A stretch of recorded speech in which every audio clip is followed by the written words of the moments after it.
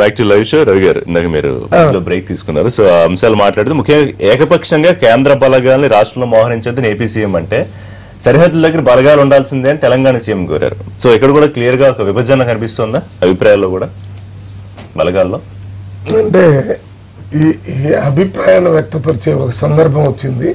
ఆ సందర్భానికి అనుగుణంగా ఇద్దరు మాట్లాడినట్టున్నారు. అంటే అసలు ఇప్పుడు కేంద్రం బలగాలు రాష్ట్రంలో ఆ సందర్భం అంటే దేని దృష్టిలో పెట్టి చెప్పుకుంటారు? జనరల్ గా ఒక రాష్ట్రంలో ఏదైనా శాంతి భద్రత సమస్య వస్తే ఆ ముఖ్యమంత్రి అడిగితే పంపిస్తారు. పారామిలిటరీ వస్తూ ఉంటాయి, పారామిలిటరీ కానీ ఏదైనా ఇక్కడ పంపిస్తారు.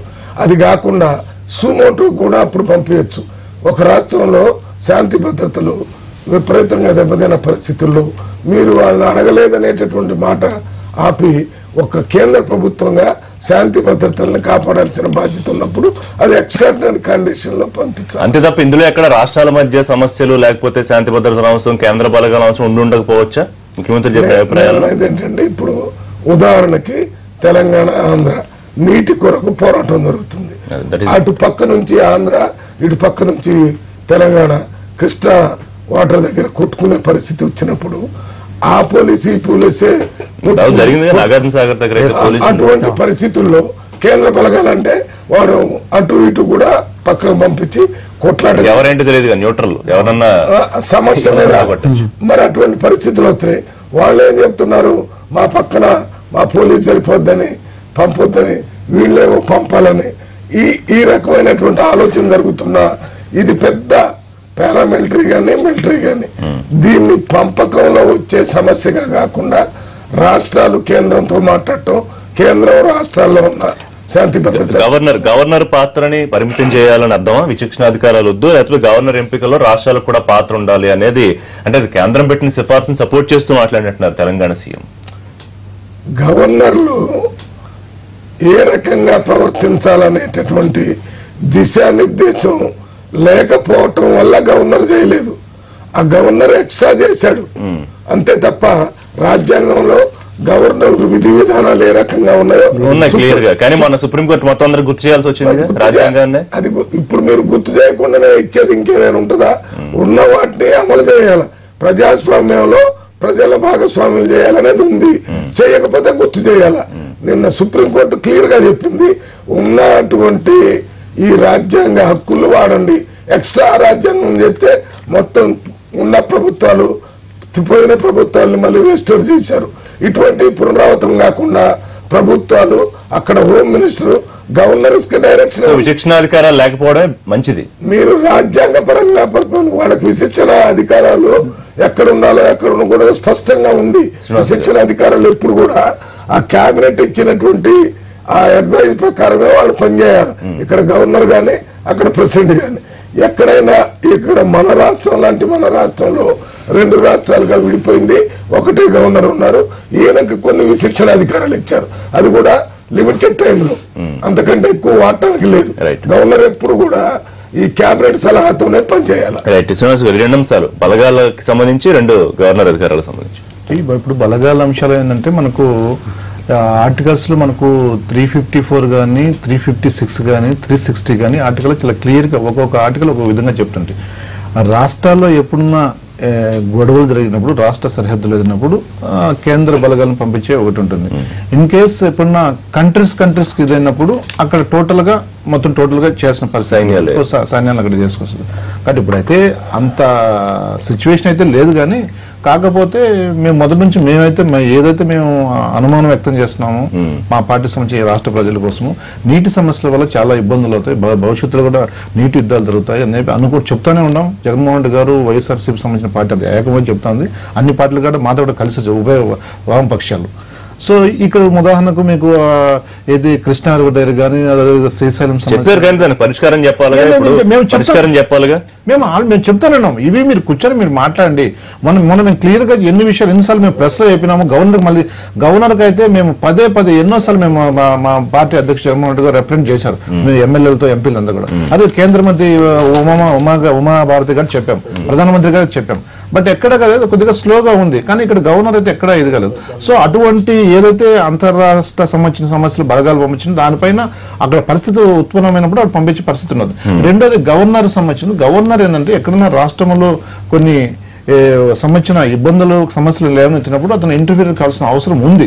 బట్ ఈ పరిస్థితి ఏంటంటే ఇక్కడ అది లేదు. ఎందుకంటే మేము మొదటి నుంచి కూడా రాజ్యాంగానికి లోబడి ఆయన ఇంటెలిజెన్స్ అవసరం ఉంది. కాకపోతే ఇక్కడ ఆంధ్రప్రదేశ్ లో పరిస్థితి ఎట్లుందంటే ఇక్కడ ఈ విధంగా ఆంధ్రప్రదేశ్ లో ఒక రాక్షస పాలన నడుస్తా ఉంది. అంటే ఎక్కడ మీరు ఏ సందర్భం తీసుకున్నా అటే వెళ్తున్నారు.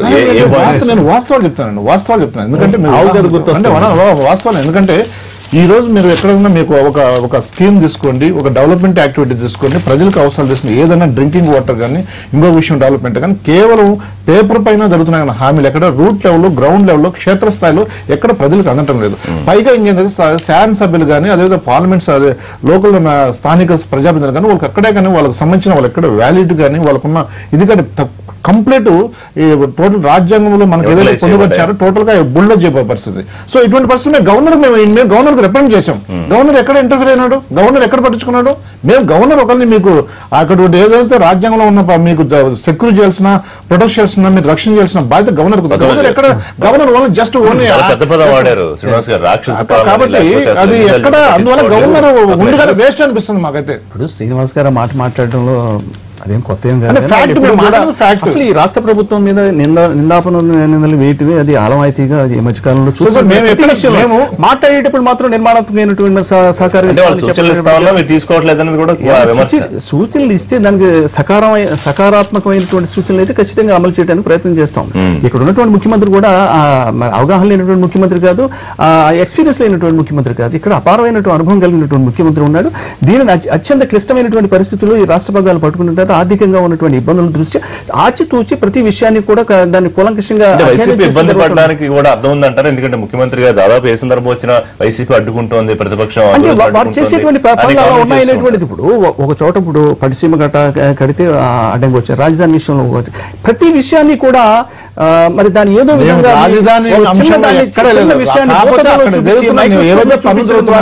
ప్రజలని తప్పుదారి పట్టించే విధంగా చేస్తుంది. కాబట్టి ఒక స్థాయి వరకు చూసిన తర్వాత వీళ్ళు నిర్మాణాత్మకమైన సూచనలు ఇవ్వరనేటువంటి ఒక కంక్లూషన్ వచ్చిన తర్వాత రాజధాని ప్రస్తావన తీసుకొచ్చారు. కాబట్టి రాజధాని నిర్మాణానికి సహకరించాలని మరోసారి ముఖ్యమంత్రి కోరారు. ఇప్పటికీ అన్ని కలిపి 3,000 కోట్లు ఇవ్వలేదు. దాదాపు మీరు అక్కడ 1,00,000 కోట్ల పైన అవినీతి జరుగుతుందని పుస్తకాలు వేసి ఢిల్లీలో అంతా బిజినెస్ జరుగుతుంది, ఒక వ్యాపారం జరుగుతుంది. ఒక విషయం అమరావతిలో ఒక వ్యాపారం. ఫైబర్ అప్పుడు వైఎస్ఆర్సీపీ అనేప్పుడు రాజధానికి మేము వ్యతిరేకం కాదు. మేము క్లియర్ గా రాజధానికి అక్కడ జరిగితే ఎక్కడైతే అన్యాయాలు అక్రమాలు ప్రజలను ఇబ్బంది పెడుతున్నాం దాన్ని మేము ఎత్తి చూపిస్తున్నాం తప్ప రాజధాని ఎప్పుడు వ్యతిరేకం కాదు. మేము స్వాగతిస్తున్నాం. చేపట్టే నిర్మాణంలో మీరు ఎవరంటే మన ఆంధ్రప్రదేశ్ లో ఎంతో మంది పేరు ప్రసిద్ధి గంచిన బిల్డర్స్ ఉన్నారు, ఆర్కిటెక్ట్స్ ఉన్నారు, రకరకాలు ఉన్నారు. మీరు తీసుకుని ఎక్కడ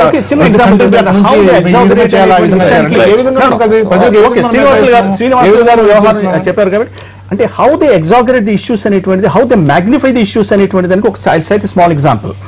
ఈ మధ్యకాలంలో వారు వేసినటువంటి 1,43,45,539 కోట్లని ఏదో జరిగిపోయింది అనేటువంటిది, 1,00,000 కోట్లు రాజధానిలో జరిగిపోయింది, ఇవన్నీ ఊహాత్మకమైనటువంటి చర్యల భాగంగా ఫైబర్ ఆప్టిక్ కేబుల్ అనేటువంటిది ఆంధ్రప్రదేశ్ లో చేయడం ద్వారా దానికి 350 కోట్ల రూపాయలు ఖర్చు అవుతుంది. కానీ దాంట్లో 1,400 కోట్లు అని చెప్పి చేయడం అనేది ఎంత హాస్యాస్పదంగా ఉందంటే అసలు ఏమిటి నిజాయితీ కోల్పోతున్నారు. మీరు నిజంగా అక్కడ 50 కోట్లు జరిగిందనో 40 కోట్లు జరిగిందంటే ఎక్కడైనా జరిగిందేమో చూద్దాం అనేటువంటి ఆలోచన ఉంటుంది. కానీ అసలు దానికి అయ్యరికి వచ్చే ప్రజలు చాలా కీన్ అబ్జర్వ్ చేస్తా ఉన్నారు. అంటే మీరు చెప్పేటువంటిది దానికి చేసేదానికి ఎంత వ్యత్యాసం ఉందో.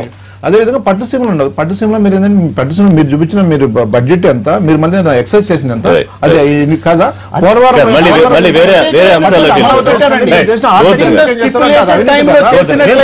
కదా మీరు క్లియర్ కట్ గా మేము డిస్కవరీ సెర్చ్ చేసే ఇన్వెస్ట్ చేసే మాకు సంబంధించిన బలగాల అంశాన్ని ఏదైనా ప్రతి ఒక్క విషయాన్ని దృష్టిలో పెట్టుకుని ముఖ్యమంత్రి గారు సూచించిన అవకాశం ఏమన్నా కనిపిస్తోందా? రెండోది గవర్నర్ అంశాన్ని కూడా ఎందుకు అంత కీన్ గా హైలైట్ చేస్తున్నారు? ఇప్పుడు బలగాల విషయంలోకి వచ్చేసి అంతర్రాష్ట్రంలో ఉన్న చిన్న ఇబ్బందుల వల్ల పక్క రాష్ట్రంలో ఇబ్బందుల వల్ల మన ఎగ్జాంపుల్ మన సాగర్ లో జరిగిన విషయం ఉంది. వాటర్ అంతవరకు సమస్యను తీసుకెళ్తోంది కూడా మనమే కదా. మరి అంతవరకు బలగాలు ఇప్పుడు వచ్చి కొట్లాడడం అని చెప్పి కాదు. ముందు అన్ని రాష్ట్రాలకు, తెలంగాణకు ఆంధ్రప్రదేశ్ కాదు, అన్ని రాష్ట్రాలకు బలగాలను అక్కడ కేటాయిస్తే ఇప్పుడు ఇబ్బందులు వచ్చినప్పుడు శాంతి భద్రతలు కలిసినప్పుడు ఇమీడియట్ స్పందిస్తుంది. ఇబ్బందులు కలగకుండా శాంతి భద్రతలకు మరీ ఎక్కువ కాకుండా ఉండడానికి ఉంటే బాగుంటుంది అని చెప్పి ఒక సూచన మాత్రం ఇది. దీనివల్ల యుద్ధాలు జరుగుతున్నాయి ఆంధ్ర రాష్ట్రాల్లో, లేదా 2 రాష్ట్రాలు కొట్టుకుంటాను కాదు, ఒక ఉంటే బాగుంటుంది అని చెప్పేసి. దేనికోటి నిజంగా కూడా గవర్నర్ పాత్ర ఈ మధ్య కాలంలో చాలా ఎక్కువైపోయింది. కేంద్ర ప్రభుత్వ ప్రతినిధులుగా ఉంటూ కేంద్ర ప్రభుత్వం సహకరిస్తూ ఇప్పుడు రెండు ఎగ్జాంపుల్ చూసినాం మనం. ఉత్తరాఖండ్ కానీ అరుణాచల్ ప్రదేశ్ కానీ సందర్భాలలో అనవసరంగా గవర్నర్ ఎక్కువ పాత్ర పోషించి దానివల్ల ఇబ్బంది జరిగి అక్కడ ఉన్న బీజేపీ గవర్నమెంట్ కూడా చాలా తలనొప్పులు తయారు చేసిన ప్రమాదాలు అట్లాంటి చేస్తున్నారా ఇక్కడ మనకేదో అవుతుందని కాదు, అట్లాంటి గవర్నర్ జనరల్ గా ఓవరాల్ గా మాట్లాడి అలాంటిది కొంచెం తగ్గించాలని చెప్పి మా ముఖ్యమంత్రి సూచన చేయడం అయిపోయింది. రైట్. ఇప్పుడు ఈ గవర్నర్ వ్యవస్థ ఈ మధ్యకాలంలో చూసినట్లయితే అటు ఉత్తరాఖండ్ కానీ అరుణాచల్ ప్రదేశ్ కి సంబంధించిన గవర్నర్ ఇద్దరు కూడా ఓవర్ యాక్షన్ చేశారు. దానివల్ల బూమ్రాంగ్ అయింది. అది బూమ్రాంగ్ అవటం కేంద్రానికి ఎంత చెడ్డ పేరు వచ్చిందంటే దానికి అది వర్ణనాతీతం. ఇక మిగిలిన వ్యవహారాలకు వస్తే ఇంకా కేంద్ర బలగాలకు సంబంధించి వచ్చినప్పుడు అంటే కొన్ని రాష్ట్రాల్లో కొన్ని ఉద్వేగమైనటువంటి కొన్ని ఇన్సిడెంట్స్ జరుగుతుంటాయి. అటువంటి పరిస్థితుల్లో మరి కేంద్ర బలగాలు అవసరం. అక్కడి నుంచి రావడం అంటే ఈ రాష్ట్రంలో ఉన్నటువంటి పోలీసు బలగాలని అక్కడ వినియోగించినట్లయితే ఆ రాష్ట్రాల్లో ఉన్నటువంటి ఇప్పుడు తెలంగాణలో ఉన్నటువంటి పోలీసు బలగాలు ఇక్కడ ఉపయోగించినట్లయితే వారు నేచురల్ గా ఆ రాష్ట్రం మీద ఉన్నటువంటి ఎఫెక్షన్స్ ఉంటాయి. అలా విధంగా ఆంధ్రప్రదేశ్ కి సంబంధించిన వాళ్ళు ఉంటాయి. ఇలా కాకుండా కేంద్ర బలగాలు అనేటువంటి న్యూట్రల్ గా జుడిషియస్ డిస్క్రిమినేషన్ లేకుండా ఖచ్చితంగా వాళ్ళు జుడిషియస్ గా చేస్తారు, ఏ విధంగా ఇబ్బంది లేకుండా చేస్తారు అనేటువంటిది పకడ్బందీగా చేస్తారు. కోమటిరెడ్డి వెంకటరెడ్డి ఒక కామెంట్ చేశారు. ఉత్తా సుఖేందర్ రెడ్డి ఆయన టీఆర్ఎస్ లోకి వెళ్ళారు, ఆయన ఐరన్ లెగ్ అనవసరంగా తీసుకున్నారు. సరే, అది పొలిటికల్ కామెంట్ పక్కన పెడితే నాకు అర్థం కాదు ఏంటంటే కృష్ణా పుష్కరాల తర్వాత కాంగ్రెస్ కి మంచి రోజులు వస్తాయి తెలంగాణలో అన్నారు. అది నాకు అర్థం కాలేదు. మీకు ఏమన్నా అర్థమైందా కామెంట్? కృష్ణా పుష్కరాలకి కాంగ్రెస్ కి మంచి రోజులు రావడానికి సంబంధం ఏంటనేది అంటే ఏ సందర్భంలో మాట్లాడారో నాకు తెలియదు. ఎందుకంటే నేను వేరే మా కాన్సెప్ట్ ప్రోగ్రాంలో ఉన్నాను. మరి ఆయనతో మాట్లాడిన తర్వాత నెక్స్ట్ మీరు పిలిపిస్తే దాని గురించి తెలుసు. నాకు సందర్భం అది చెప్పారా, లేకపోతే గ్రహాలకు సంబంధించి ఏమని చెప్పారా, లేకపోతే ఏమన్నా వేరే మార్పులు జరగబోతున్నాయా? కృష్ణా పుష్కరాల టైం లోపల పార్టీలో మార్పులు జరగబోతున్నాయా? రిమోట్ గా కూడా నాకు అర్థం కావట్లేదు. ఎందుకు మరి ఏ సందర్భంలో మాట్లాడారు? అనవసరంగా మాట్లాడి అది మీ కృష్ణ పుష్కరాలు పోయి మాకు ఇద్దరు పుష్కరాలు.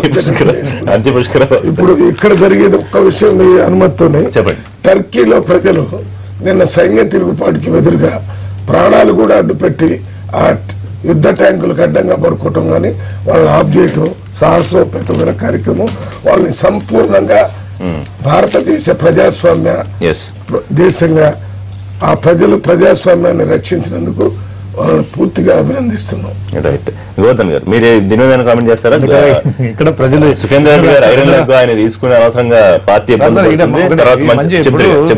సీనియర్ మోస్ట్ రవీంద్ర గారు మంచి పని చెప్పారు. అంటే ప్రజలు ఈ విధంగా తిరుగుబాటు చేసి ప్రజాస్వామ్యాన్ని పరీక్షిస్తున్నారు. సో 2 రాష్ట్రాల్లో ఆ విధంగా పరీక్షించుకుంటాం. ప్రజలే అని ఇప్పుడు ఏం తిరుగుబాటు చేయాలంటారా ప్రజలు? నాకు అర్థం కాల. మీరు టర్కీలో ప్రజలు తిరుగుబాటు చేయాలా? ఎందుకు ప్రజాస్వామ్యయుతంగా నడుస్తున్న ప్రభుత్వాలకే నాకు అర్థం కాల మీరు చెప్పిన కామెంట్. అంటే ప్రజలు ప్రజాస్వామ్యాన్ని కోరుకుంటూ సైనికులపైన తిరుగుబాటు చేశారు, అంటే ప్రజాస్వామ్యాన్ని కోరుకున్నారని చెప్పేసి. సో 2 రాష్ట్రాల విధంగా ప్రజలు ఆ విధంగా తిరుగుబాటు చేయాలి. సైనికులు తిరుగుబాటు చేద్దాం అంటున్నారు కాబట్టి ప్రజలు వాళ్ళకి తిరిగి సమాధానం చెప్పారు. ప్రజాస్వామ్యానికి విఘాతం ఏం పోల్చలేము. అక్కడికి ఇక్కడికి నేను అడిగిన కోమటిరెడ్డి వెంకటరెడ్డి గారు నిజంగా కూడా కాంగ్రెస్ పరిస్థితి కొంచెం ఆడ ఇబ్బందులు ఎదుర్కొంటున్న వాటా వాస్తవం అని అనుకుంటున్నాయి. అంటే టీఆర్ఎస్ పార్టీలోకి వస్తున్నారు కాకుండా జనరల్ కూడా అక్కడ కొంచెం ఉన్న దాంట్లో ప్రెసిడెంట్ వర్కింగ్ ప్రెసిడెంట్ అనుకుని కొంచెం ఇబ్బందులు ఉన్న మాట వాస్తవమే. కొంచెం ఒక నాయకత్వం ప్రెసిడెంట్ అనుకుంటున్నారా? వర్కింగ్ ప్రెసిడెంట్ మీద కొంచెం వ్యతిరేకత ఉందని, సరిగ్గా పనిచేయట్లేదు, స్పందించట్లేదు, నాయకులు ఇట్లా పోతుంటే కూడా పట్టించుకోవట్లేదు అని చెప్పేసి కొంచెం తక్కువ ఉందని చెప్పేసి కొంత ఇబ్బందులు ఉన్నారు కార్యకర్తలు. ఆ సందర్భంలో మరి ఆయన కొత్త మార్పులు ఇప్పుడు చాలా సందర్భాలు ఎన్నో కూడా లేదంటే పుష్కరాల టైంకి ఏమైనా పార్టీలో మార్పులు జరుగుతాయని ఉద్దేశంతో పిసిసి ప్రెసిడెంట్ మారుతాడు అని చెప్పేసి ఒక అవగాహనతో ఆలోచనతో ఉన్నట్టు వాళ్ళు కూడా ప్రయత్నం చేస్తారు. పిసిసి ప్రెసిడెంట్ కావాలని చెప్పి కోమటిరెడ్డి వెంకరెడ్డి కానీ వాళ్ళ బ్రదర్ రాజగోపాల్ రెడ్డి కానీ అదే ట్రై చేస్తారు. దాంట్లో మార్పులు వచ్చే అవకాశం ఉంటుంది కాబట్టి ఆ సందర్భంగా అన్నట్టు మేము భావిస్తున్నాం. జిల్లాలో మొత్తం తెలియకుండా పెద్ద పెను మార్పులు టీఆర్ఎస్ ప్రభుత్వంలో వస్తాయని ఈ పుష్కరాల తర్వాత మా రాజకీయంగా మా పార్టీలో కూడా అనుకుంటున్నారు. అదే విషయం కాదని నేను ఏంటంటే ఈ హరీష్ ముఖ్యమంత్రి రైతులని అక్కడ ఆగస్టు 15 కల్లా పెద్ద మార్పులు వస్తాయి. మా గౌరవ ముఖ్యమంత్రి కేసీఆర్ గారు ఉన్నంత వరకు తెలంగాణ రాజకీయాలు మా పిసిసి చీఫ్ మారుతాడని మీరు మాట్లాడొచ్చు. మీ నేను ఏమంటున్నాను ఊహాగానాలు నేను మాత్రమే చెప్పట్లేదు ఊహాగానాలు అనుకుంటున్నాను చెప్తున్నాను కూడా ఊహాగానాలండి గవర్నమెంట్ కి ఇప్పుడు గవర్నమెంట్ కు పిసిసి ప్రెసిడెంట్ కి సంబంధం ఏంటి ఊహాగానాలే నేను కూడా చెప్పేది నేను మారుతారు ముఖ్యమంత్రి అవుతాను కానీ ఎవరో ఒక ఆయన ఈ మధ్య కాలంలో August 15th కల్లా మారిపోద్దని చెప్తా ఉన్నారు మరి ఏమైందో అదంతా ఊహాగానాలు ఇంకొకటి గుత్త సుగంధ ఆల పాటలు ఉంటేనే మంచి లెగ్గు వేరే పాటలు కూడా ఐరన్ లెగ్ అయిపోయింది సందర్భం లేకుండా కూడా మాట్లాడుతున్నారు మా దగ్గర కథం చేసి మమ్మల్ని నెట్టి కొట్టిపోయాడనే కోపంతో మీ దగ్గరకు వచ్చినప్పుడు తిట్టడం సహజంగా ఆయన ఒక్కడే కథం చేశాడా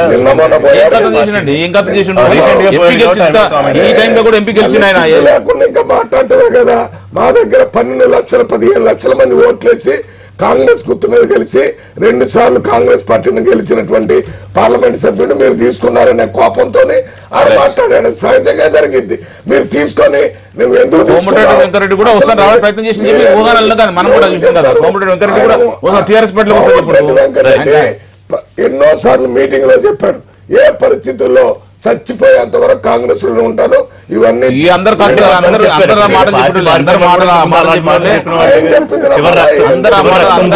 చివరి రక్తం బొట్టు వరకు కూడా కాంగ్రెస్ చాలా సందర్భాలు చెప్పారు ఒకటి చెప్పనా ఎవడైనా అతను ఏం చేస్తాడనేది అతను చెప్పింది నమ్మాలా లేకపోతే అతని తరపున లాయరు లేకపోతే రాజకీయ నాయకుడు చెప్తారు ఏదైనా కండువాలు మారే వరకు ఏది నిజం ఏది అబద్ధమో తెలియదు చూద్దాం అయితే మారిన దానికి మారటానికి ఉన్నటువంటి వాతావరణం లేదు కదా ఆయన మాట్లాడింది చూద్దాం ఇంకా పుష్పాలకి ఏమన్నా మార్పు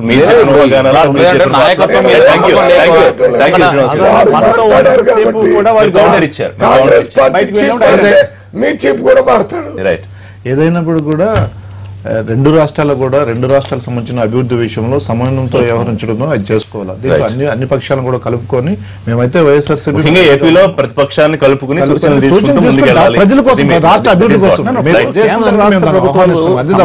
మీరు చేసే తప్పులు ఖచ్చితంగా ప్రజలకు వివరిస్తాం ప్రజల్లో మేము భాగస్వామ్యం అవుతాం ప్రజల కోసం మేము fight. Thank you very much అండి అందరికీ లైవ్ షోలో పార్టిసిపేట్ చేసేందుకు. ఇది వాటి లైవ్ షో. మరిన్ని లైవ్ అండ్ పొలిటికల్ అప్డేట్స్ కోసం చూస్తూనే ఉండండి ఎన్టీవీ.